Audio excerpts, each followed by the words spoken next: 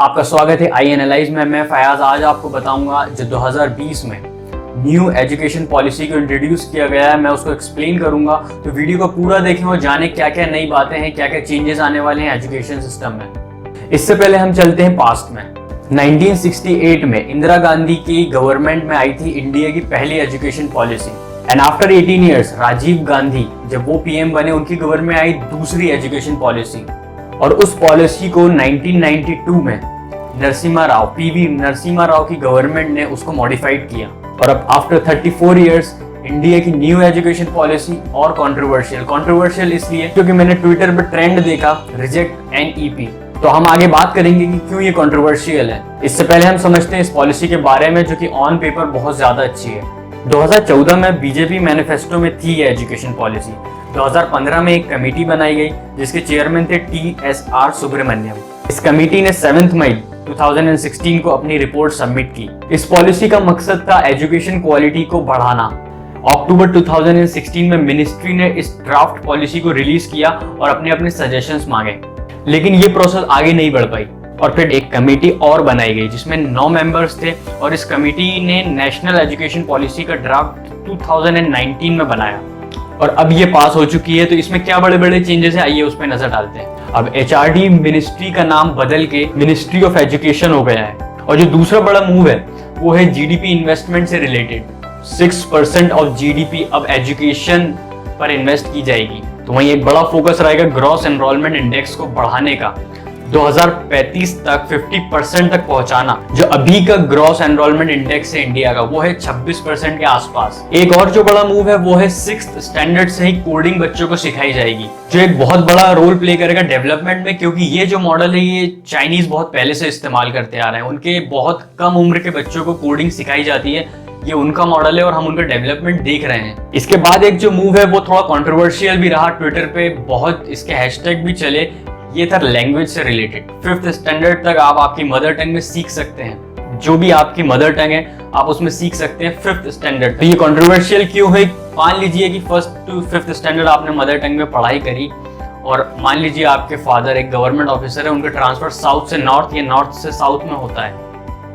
तो जब आप 6th स्टैंडर्ड में एडमिशन लेंगे और 5th स्टैंडर्ड तक आपने अपनी मदर टंग, या फिर वो साउथ में हो या फिर नॉर्थ में हो, तो जब आप 6th स्टैंडर्ड दूसरी जगह जाकर एडमिशन लेते हैं तो आपको बहुत ज़्यादा परेशानी आ सकती है। और लैंग्वेज को ही पॉइंट कर लोगों ने इस पॉलिसी को बहुत ज़्यादा क्रिटिसाइज भी किया है और बहुत लोग डिसएग्री भी हुए हैं। क्योंकि हम लोग आफ्टर 10th जब हम लोगों के पास ऑप्शन थे वो सिर्फ 3 थे, साइंस, कॉमर्स और आर्ट्स। और इस पैटर्न से बहुत से स्टूडेंट डिसएग्री होते थे। But after implementing this policy हम नहीं, अब जो स्टूडेंट 11th में आएंगे उनके पास बहुत से ऑप्शंस रहेंगे। फॉर एग्जाम्पल वो फिजिक्स के साथ इकोनॉमिक्स भी पढ़ सकते हैं, केमिस्ट्री के साथ वो हिस्ट्री पढ़ सकते हैं। तो ऐसे वो उनकी चॉइस पे डिपेंड करेगा। एग्जिस्टिंग पैटर्न जो है स्कूलिंग एजुकेशन का वो है 10+2, 6 साल से 16 साल तक 1st to 10th स्टैंडर्ड, और 16 साल से 18 साल 11th to 12th standard. But after implementing new education policy new pattern होगा 5+3+3+4। स्टार्टिंग के जो 3 साल हैं एज 3 से 6 तक वो रहेगा प्री स्कूल, जिसमें एक्टिविटी बेस्ड लर्निंग होगी। और फिर एज 6 to 8 क्लास 1 to 2। फिर 3 साल एज 8 to 11 वो होगी आपकी, फिर 3 साल एज 8 to 11 वो आपकी होगी क्लास 3 to 5। उसमें discovery, activity based and interactive classroom learning होगी। और जो मिडिल स्टेज के 3 साल हैं क्लास 6 to 8, उस पे फोकस होगा एक्सपेरिएंशियल लर्निंग पे, mathematics, art, social sciences and humanities पर।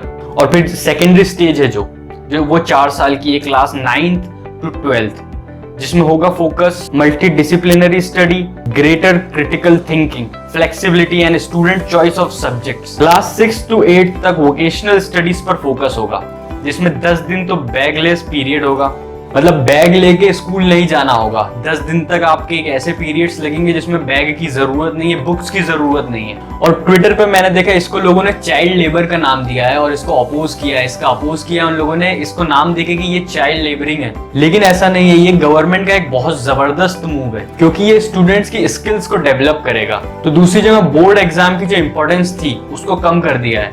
जो बहुत इंपॉर्टेंट था, क्योंकि ये स्ट्रेस को कम करेगा। स्टूडेंट में बहुत ज्यादा स्ट्रेस रहता है सिर्फ सोचने से कि अब इस साल हमारा बोर्ड एग्जाम है। तो ये एक बहुत अच्छा मूव है गवर्नमेंट का, जिन्होंने बोर्ड एग्जाम्स की जो इंपॉर्टेंस थी उसको थोड़ा कम किया है। एक जो बड़ा मूव है वो है मार्कशीट से रिलेटेड, रिजल्ट से रिलेटेड, क्योंकि अभी तक टीचर हमको असेसमेंट करते थे, वो मूल्यांकन करते थे हमारा, बट अब उनके साथ साथ हम अपना खुद का भी मूल्यांकन करेंगे और दूसरे स्टूडेंट भी जो हमारे क्लासमेट्स हैं वो भी हमें असेसमेंट करेंगे। सेल्फ असेसमेंट स्टूडेंट के अभी के लिए भी इंपॉर्टेंट है और फ्यूचर के लिए भी बहुत इंपॉर्टेंट है, क्योंकि हम सब जानते हैं कि somewhere eight point of life हम सबको सेल्फ असेसमेंट ही करना है। हमें कोई दूसरा आके बताएगा नहीं कि तुम जो कर रहे हो वो सही है कि नहीं, हमको सेल्फ एनालिसिस करना पड़ेगा कि हम जो कर रहे हैं वो सही है कि नहीं।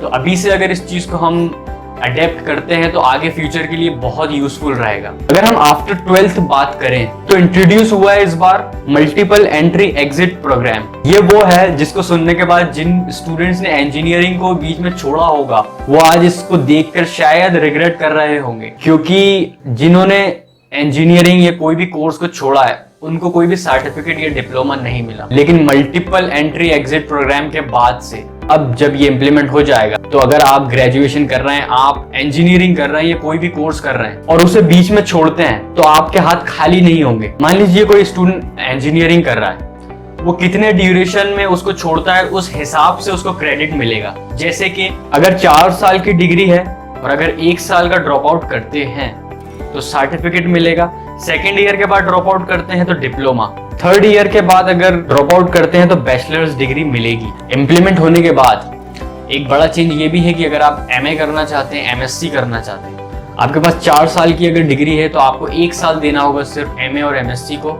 अगर आपके पास 3 साल की डिग्री है तो आपको 2 साल देने होंगे एमए और एमएससी को। तो ये मेन पॉइंट्स थे जो मैंने आपको बताया, जो मुझे अच्छे लगे थे, इसको मैंने एक्सप्लेन किया। अगर आपको पसंद आई वीडियो तो आप लाइक करें, शेयर करें, सब्सक्राइब करें चैनल को। हमको इंस्टाग्राम पे भी आप फॉलो कर सकते हैं, हमारे आई एनालाइज चैनल को। और आपका क्या ओपिनियन है न्यू एजुकेशन पॉलिसी पे, कमेंट बॉक्स में मुझे लिख के बताएं।